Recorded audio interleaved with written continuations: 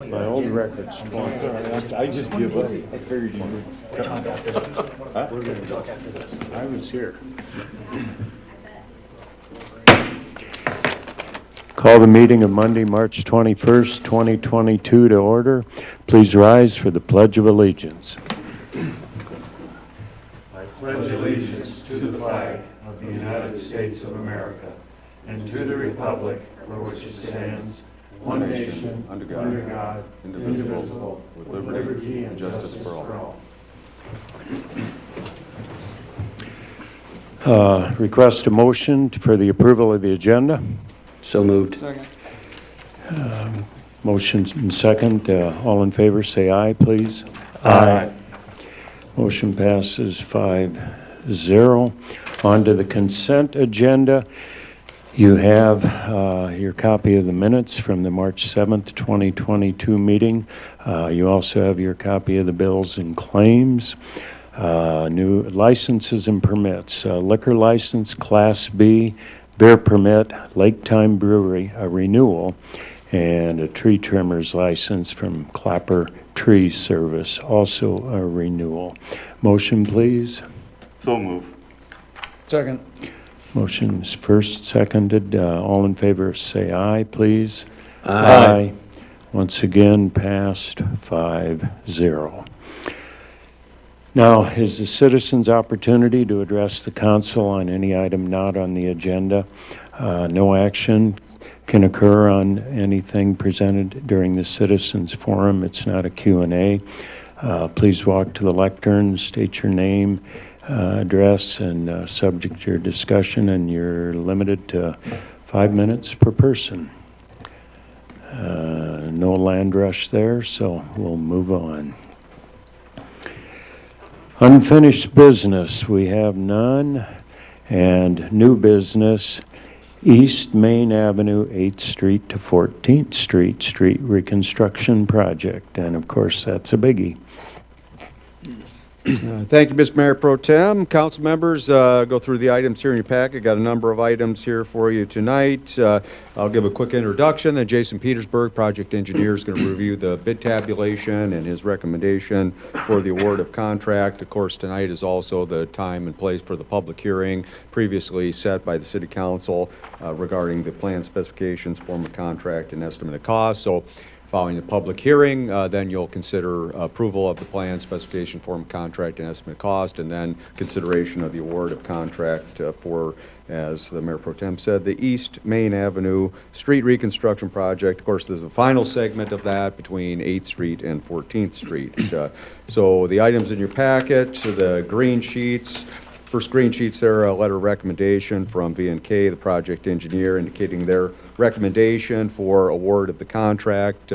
Wicks Construction, Decorah, Iowa. We did, this was, of course, again, let through the Iowa DOT on March 15th, 10 o'clock, because of the federal funding involved in the project. So we did only receive one bid on this project, and Jason's going to kind of review maybe some thoughts on the interest level in the project when he speaks. But the low bid, lowest responsible bid was submitted by Wicks in the amount of $2,355,525.71. So it's about $115,000 above what the engineer's opinion of the probable cost of construction was, so a little over 5%. So given the economy and conditions the way they are, I don't think that's unreasonable at all. And given the fact that this particular contractor, Wicks, has done all the earlier phases of the project and performed, I think, at a high level. We certainly would be favorable to the award of the contract to Wicks for the project. So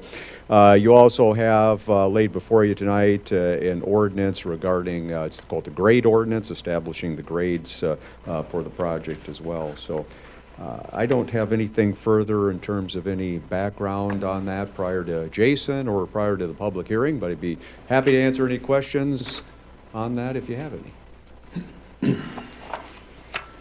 Any questions, Council?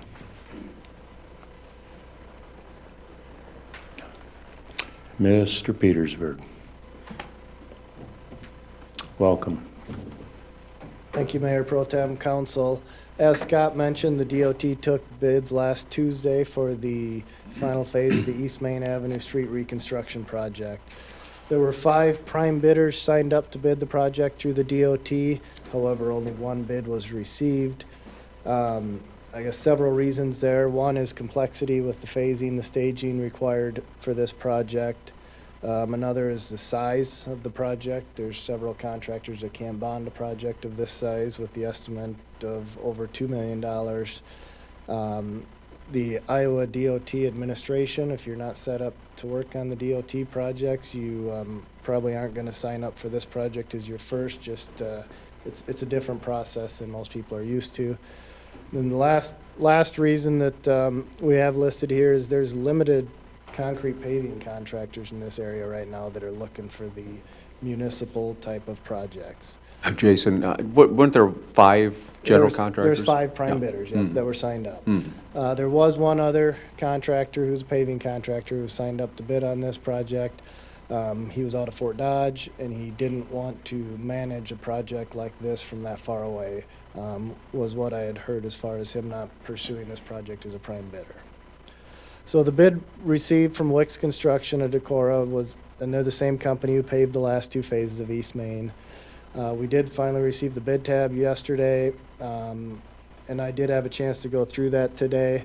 Their bid is $2,355,525.71. It's approximately 5% above the engineer's opinion of probable cost, or which is just over $2.24 million. Looking through the unit prices submitted, the detailed bid tabulation, about 2/3 of that cost overrun, so about $80,000 is in the water main category, which honestly surprised me.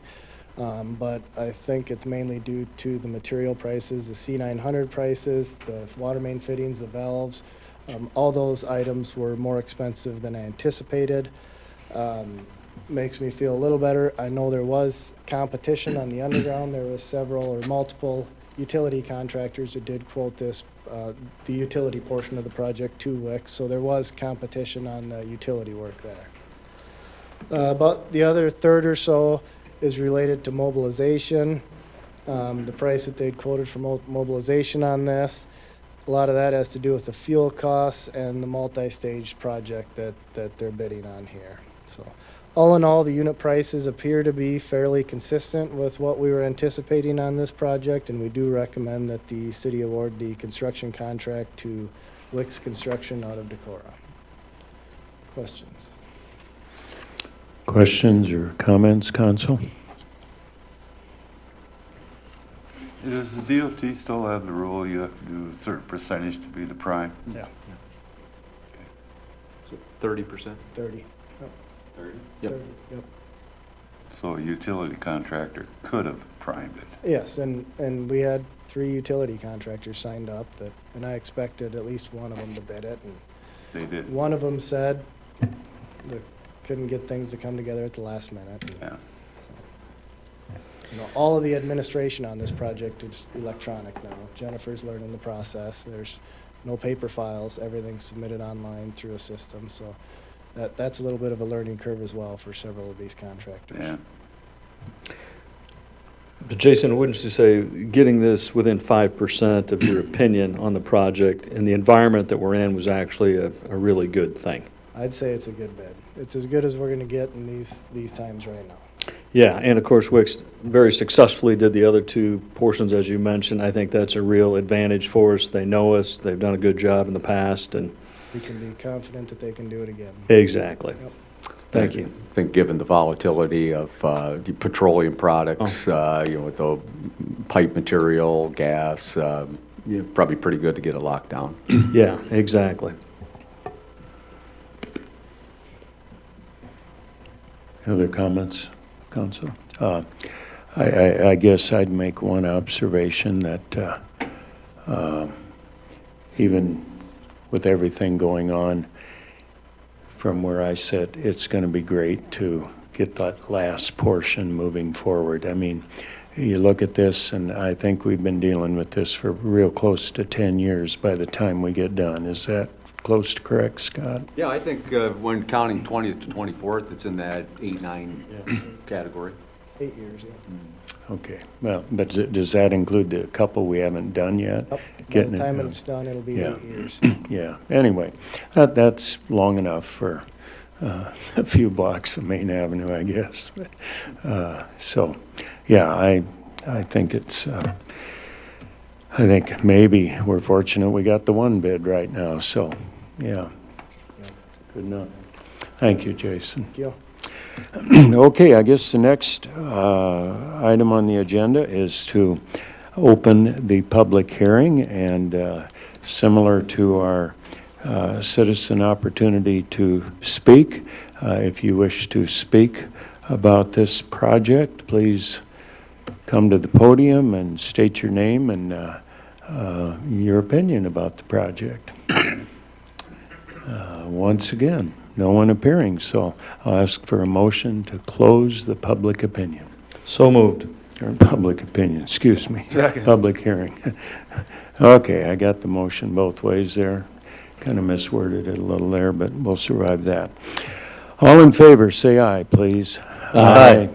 Once again, 5-0 is the vote on closing the public hearing. I guess I did forget to ask if the council had any discussion on the public hearing, but we had just discussed, so I guess we'll survive. Moving on to a motion to approve Resolution 22-29, a resolution adopting plans and specifications, form of contract, and estimate of cost by the City Council. Motion, please. So moved. Second. Dana with the motion, Gary with the second. Discussion, council? Okay, once again, none appearing. We will need a voice vote on this one. Mark? Yes. Mike, yes. Gary? Yes. Bennett? Yes. Dana? Yes. Voice or vote 5-0. Now moving on to the motion to approve Resolution 2230, a resolution making award of contract to Wicks Construction in the amount of $2,355,525.71. So move. Second. Okay, motion by Gary, second by Bennett. And any discussion, council? I was just going to mention, Mike's, I know it's a favorite topic of yours, so this is going to be like about $7 to $8 million worth of public investment in this stretch, and we've not borrowed any money to pay for any of these improvements. So even though it's taken us probably the 8 years, it was done without any borrowing at all, so. Yeah, and boy, I've been sitting here for a long time, and that's kind of been our approach, and it's worked well. And you know, even with low interest rates, that saves the taxpayers of Clear Lake some money. And I think that comes from some very careful planning. And this one wasn't something you could afford to leave tore up for 4 years in a row. We had to stage it. We had to get people in and out of their homes and keep the traffic moving and keep the parade moving. And, you know, I think once again I would point to Jason. I think he's been the ramrod on all three of these, and they've all gone very smoothly, and so we're very fortunate there too. So Gary's ready to give him some bad time there, but A little bit. all right, we're on to yet another voice vote here. We did have a motion in a second, so I guess we're on to the vote. Mike, yes. Gary? Yes. Bennett? Yes. Dana? Yes. And Mark? Yes. Vote 5-0. Thank you. And moving on to the establishing the grade ordinance. I told Gary before the meeting that he's probably the only one sitting up here that really understands what the heck this sheet's all about, but fortunately I'll follow his lead on this. But so we have Ordinance 868, an ordinance establishing grades for the 2022 East Main Avenue Street Reconstruction and Bike Lane Extension Project. First reading by the City Council. So move. Okay, motion by Gary, second by Mark. And now, any discussion about this topic, Council? Very good. This one, I guess, can be just a A or nay vote. All in favor, say aye. Aye. Opposed? Okay. Once again, excuse me, that one passes 5-0. Parking and Traffic Code Ordinance Amendments, review by Pete Roth, Chief of Police. Welcome, Chief.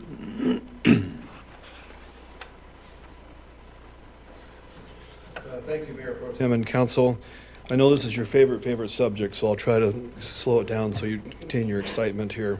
As you may know, we've been working on a city code overhaul throughout most of the year. One of the sections that was scheduled to be updated is, of course, parking. As the ordinance project proceeds, we wanted to get the parking code reviewed and updated before the start of the spring and summer events occur. I'll go through these sections quickly, but please let me know if you have any questions on a specific code. So the first one is angle parking. This update is basically our current code language, but adds the prohibition of backing into these type of stalls. So this basically would be down by the seawall, Main Avenue. There are some angled stalls around the uptown area. You just can't back into those stalls. You just got to pull in at an angle. The hazardous locations is a prohibited area that talked about yellow curbs, but it also had some signage specifications in there. We just made it more easy to actually have a yellow curb violation by itself, unless there's signage that prohibits or allows you to park there, like a loading zone down by the surf, etc. Parking on public access to the lake. We really cleaned this section up to give the council and the city more flexibility in addressing the specific access locations with appropriate signage. We also wanted to prohibit parking on the boat ramp areas, which really was not specifically covered in our current code of ordinances. I know this particular ordinance is Jeremy's favorite, the snow ordinance. We combined the current procedure with our old language by announcing the ordinance, as well as provide hours of exemption for vehicles parking down in the central business district. I know we've had some issues before where people, when we had the ordinance go in early before 5, we've ticketed some people, not really in the uptown area, but just on the surrounding areas, that we wanted to give them some exemptions to that. So we allowed 8 to 8 parking. Jeremy and the Public Works people tell me they don't really get downtown until after 8 to start the cleanup. So we wanted to kind of spell that out in the ordinance itself. No parking during cleanup, also known as the no 2 to 5 parking. As more apartments are becoming available in the downtown area, the city wanted to address the limitations on overnight parking. After working with city admin and Public Works, we identified one small section of the uptown area where cars could park after 2 a.m., and that would be North 5th from Main to 1st Ave North. So right there in that little Wilcox section there, where cars could park there without ticketing for 2 to 5. I would like to point out that other sections of the ordinance would still apply. No 24-hour parking. Snow ordinance after 8 p.m. if passed would also apply to that. So again, these are sections that were kind of, selected or geared toward updates. We wanted to get those out sooner than later, and I'll answer any questions you may have on that. Any questions, Council, or any comments?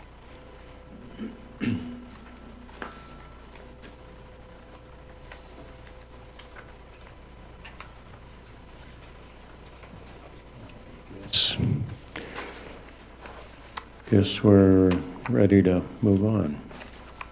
Thank you. I did notice that I screwed up on the last vote. I should have had a voice vote, and we didn't. Do you want to redo that? Or No, we'll clean it. we're okay?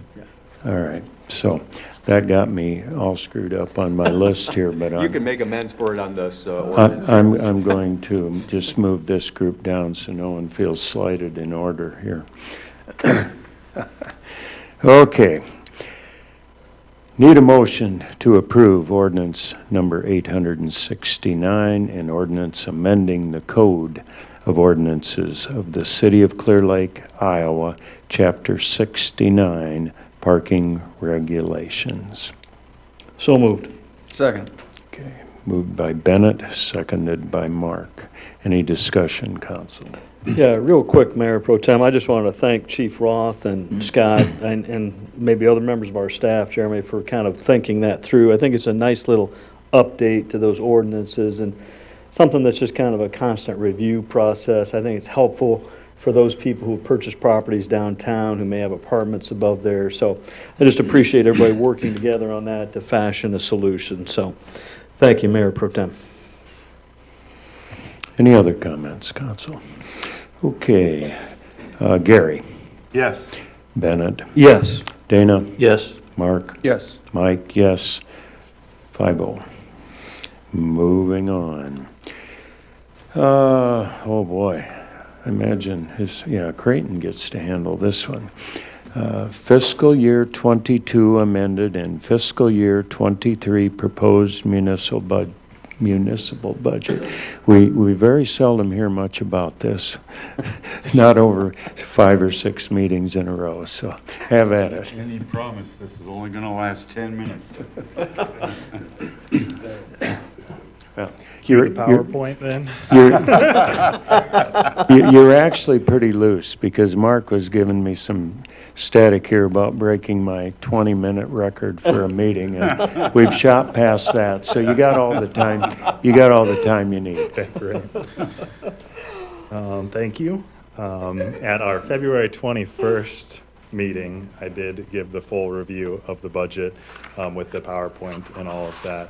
And that is still available online.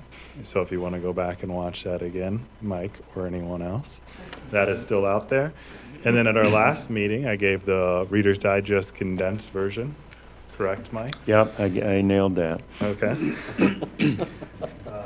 Also, at that March 7th meeting, the council held the required public hearing and adopted the fiscal year 23 maximum property tax dollars resolution. And then also set the date for a public hearing on the FY 22 amended and proposed FY 23 municipal budget. And those will be held tonight. And then we also published notice of that hearing on March 9th. So again, this will be even quicker than the Reader's Digest condensed version. But just to point out, we are keeping the city's tax rate constant at the $9.70. And that has either gone down or remained unchanged for the past 7 years. And last year, or fiscal year 22, that was the year we're in right now, that was the 5th lowest for a city of a population over 4,000 in the state of Iowa. Again, the total expenditures in the budget, 19.4 million, with 10.5 million being directed towards operation and maintenance, 8 million towards capital, and roughly 850,000 to debt service. Some of the major projects, again, are the East Main Street, the last phase, as we talked about earlier. The Everybody Plays Inclusive Playground. We just had another meeting on that, very productive, and just an exciting project for the whole city, and that neighborhood will, it'll just look great when it's finished all around the pool and offer a new amenity to the city. Seawall repairs, and then a few water plant repairs as well. Other than that, let's touch on debt limit real quick.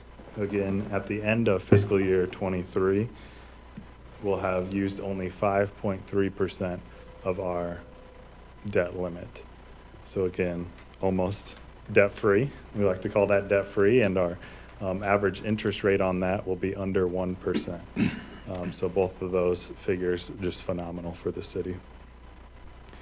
The remaining schedule for the budget consideration, tonight we are conducting the public hearing and adopting both the fiscal year 22 amended budget and the fiscal year 23 budget. And then this Friday, I will certify the budget to the county auditor and we will be done. And you'll have to come talk to me in my office if you want to hear any more about the budget. And that is all I have. That sounded like the YouTube version. The YouTube. Well, can we hurry it up? I'd like to get home and watch the PowerPoint over again. I was going for TikTok, but YouTube, that's probably more appropriate for me. Well, it's probably more appropriate for me. I have no idea what this tick-tock is. That was always a noise a clock made. Uh-huh. So, all right.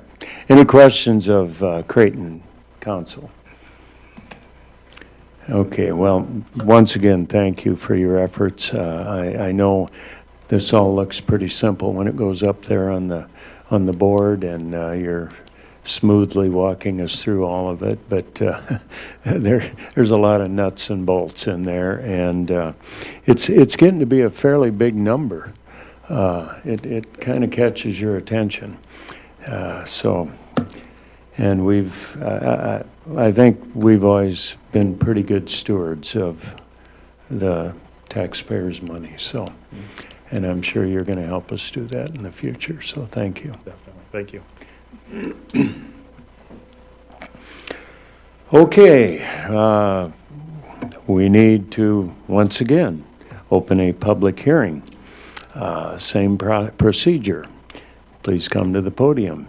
State your name. Tell us whether you're in favor of or opposed to our current next year budget. Don't see anybody rushing up, so I'll ask for a motion to close the public hearing. So moved. Second. Okay, we have Dana and Mark, and any discussion, council? Okay, all in favor, say aye, please. Aye. Aye. Opposed? Once again, passing 5-0. Now, we will move on to Resolution 2231, a resolution approving the proposed budget amendment for the fiscal year 22 and fiscal year 23 proposed budget for the city of Clear Lake, Iowa by the City Council. Motion, please. So moved. Second. Motion by Gary, seconded by Bennett. Any discussion, council? I was just going to point out, Mr. Mayor Pro Tem, on the back side under Exhibit A, you'll see outside entity agency funding requests, and in interest of full transparency, we disclose these outside agencies, particularly the 501c3, C6 nonprofits that we make annual contributions to, for example, like Central Gardens of North Iowa and the Arts Center. Gary had asked me earlier about the North Iowa Event Center. We have that on the docket for consideration tomorrow morning at the workshop, but we have gone ahead, and I just wanted to point out, include that sort of as a placeholder line item in the fiscal year 23 budget in that amount. So that's going to be up to the council's discretion whether or not we actually spend that. So it's, again, just in the budget as a placeholder. Good information. Thank you. Everybody aware of that then? Any other discussion? Okay. So we're ready for the next voice vote. Bennett? Yes. Dana? Yes. Mark? Yes. Mike? Yes. Gary? Yes. Motion passes 5-0. Police Chief report. Chief Roth.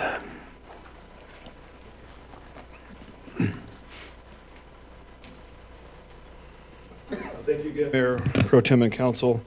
In the back of your packets, you'll find our 2021 annual report. In addition, you'll also find our January and February 2022 numbers to date. I do want to point out, when you look at those total calls for service, that 16,697 does not necessarily mean there's 16,000 crimes.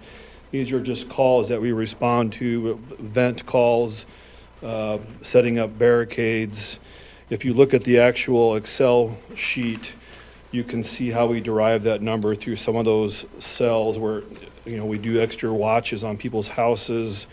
We do radar enforcement in areas, so we get that 16,000 number from those cells that are yellow highlighted there. So don't be alarmed at that number. It just shows that we were doing stuff this year. We were a little busy.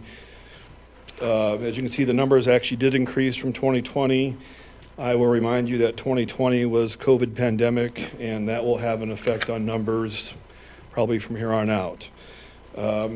New in the package, you'll see those NIBRS numbers that we've talked about for the last couple meetings. This is the report that we submit to the DCI, which is the Division of Criminal Investigation. This is a public record and does eventually end up with the FBI to compile with our state numbers and goes into a national report. The offenses are broken down by Group A and Group B, which are listed and flushed out in the report. Not all crimes or incidences that we investigate are NIBRS reportable crimes, so city ordinance violations, some of the driving stuff that we do are not reportable. I want to point out again that 2020 was an odd year. As we use this new reporting system, we should be able to better track trends, our clearance and arrest rates going forward from this year. Also new is the breakdown by day of the week by phone calls that we receive. This includes 911 calls and the 357-2186 line. The numbers represent the days of the week that were busier. It's kind of weird how Monday through Friday, they're kind of all about the same. And Saturday and Sunday, they dip a little bit. But this over time will also help identify staffing needs and where we need to place extra people. And we're just excited about it. And again, sorry that it took a little while longer to get that report to you, but we had some reports that we're waiting on to get back to you. So unless there's any questions, that's basically all I have for tonight. Questions or? I was going to mention, it's nice to see the new software technology used in this way, and hope you maybe develop a strategy plan for staffing based around those calls. So good to see that done. I see we're up quite a bit on golf carts and UTVs. It's going to be, I wonder where that might end up with the gas prices the way they are. We might even go way beyond that this coming year. Yeah, we'll see, especially with electric vehicles too. We'll see how that goes. So nice that we can see the trend line, and this also helps us apply for grants, and we also get surveyed a lot, and we are reporting requirements of the state. This will actually help us get that done in a more timely manner too. So.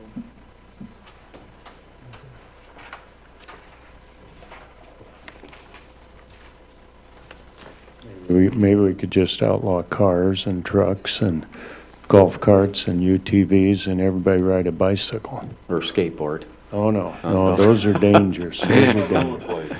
That too. Those are dangerous, just bicycles. Well, those electric scooters are kind of interesting. Maybe those could. Some of those things are falling out of the sky, I think. And an encore presentation from Director of Finance, Creighton Schmidt. Little different topic, though. He's versatile. We can go back to the budget for a few more minutes. The first is an update on the Wellness Center. So exciting to see the playground getting finished up over there. That was open today. I don't know if it was open prior to today, but I saw some kids in there playing. So there's a few other logo items and things like that we'll be adding.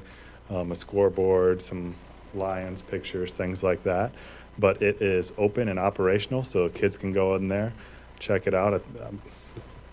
Since we're still staying under an hour, I think I'm going to bring my kids there after this meeting.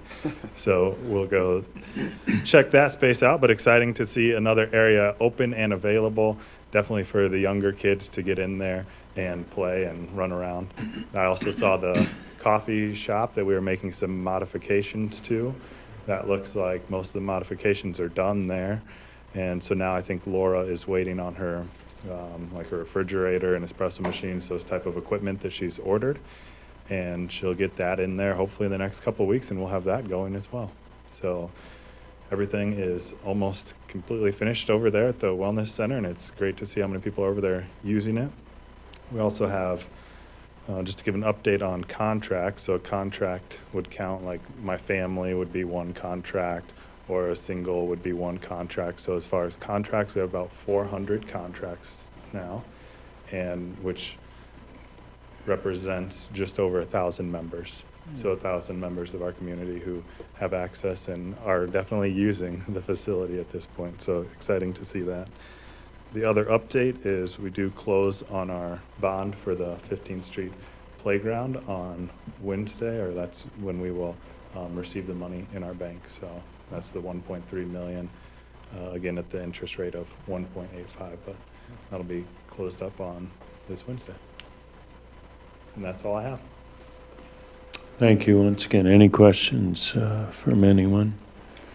Okay, moving on. Public Works Director, Jeremy Kornberg. Welcome. Thank you, Mayor Pro Tem, Council.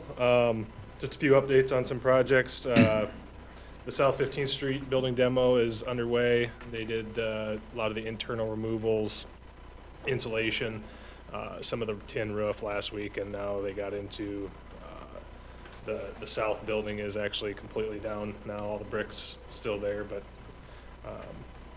and we'll continue on that. As you've seen, the main avenue, they completed the stump grindings last week. We got out this morning and did some backfilling, got some dirt in there. I've contacted a local contractor about some hydro seeding. So as conditions get a little bit better, we'll have him on site to get that hydro seeded. Probably with the rain we're supposed to get over the next week, it probably won't be for another week or two before he can get in there. I believe we're just going to do some annual seeds. It's all going to get torn up anyways, but it'll pop up, get green for a season anyways. So other updates, street repairs down on 12th Avenue South. If you've been down there, we just kind of went through and cored out all the bad, well, not all the bad spots, but the really bad spots, about 18 inches, and then just backfilled with some 1-inch road stone. We'll maintain that for the next 6 or so weeks and let it really get driven on, and then go back and do some saw cutting. And I think we're going to plan on just doing some concrete patches to kind of hold it together for this year rather than doing asphalt patches.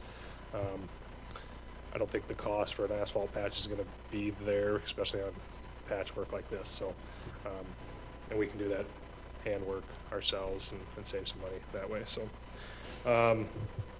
the other updates, the water main and storm sewer project, really just kind of waiting for the frost to be completely out. Once frost gets completely out of the ground and we get the go ahead from the engineer, they'll be getting in there to do some of the flat work, the pavement up over on 16th. And I think they have a little bit of sidewalk work to do on the 12th.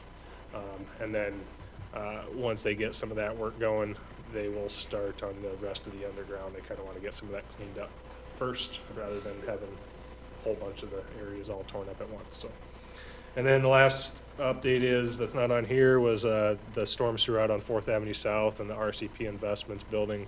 All that work, they actually got out there. I saw them out there starting to work again. So they're underway getting some of that storm sewer back in place. Other than that, I don't have anything else. If you have any questions for me on any of those, I'd be happy to try and answer. Anything, council?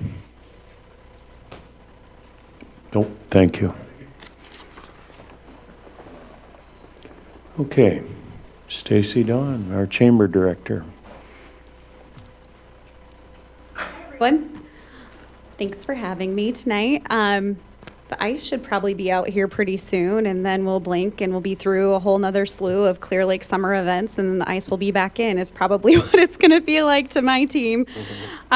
We did get our final hotel motel tax revenue check in, and if you recall, 2019 was a record-breaking year by somewhere in the neighborhood of 20-25% above all previous years. Well, 2021 broke 2019's record. So we had a record-breaking hotel motel tax revenue year for 2021. So very exciting. Things rebounded very quickly from 2020, and we've seen an increase over those 2019 numbers. So we're really pleased to see that. Speaking of events, we will be having Earth Day here. The 18th of April is Earth Day week. So that whole week you'll see different organizations and groups out cleaning up different areas throughout Clear Lake. On the 21st, which is that Thursday, we will have the Green Expo at the Surf Ballroom, so you're invited to come to that. And then on the 23rd, which is that Saturday, there will be a slew of Earth Day events for family. That'll start the day with a 5K and 10K at 9 a.m. So invite you to partake in those, and just big thanks to our Earth Day committee who makes all of that stuff happen and, continues to promote positive green initiatives here in Clear Lake. I know that they've contributed to a lot of different green initiatives in the past, like the water fountain refilling station downtown, and I know that they contributed towards one that will go in the new park. So again, just big thanks to that group. And then shortly thereafter, we'll have the Try. So that is Memorial Day weekend. We have 425 athletes registered already.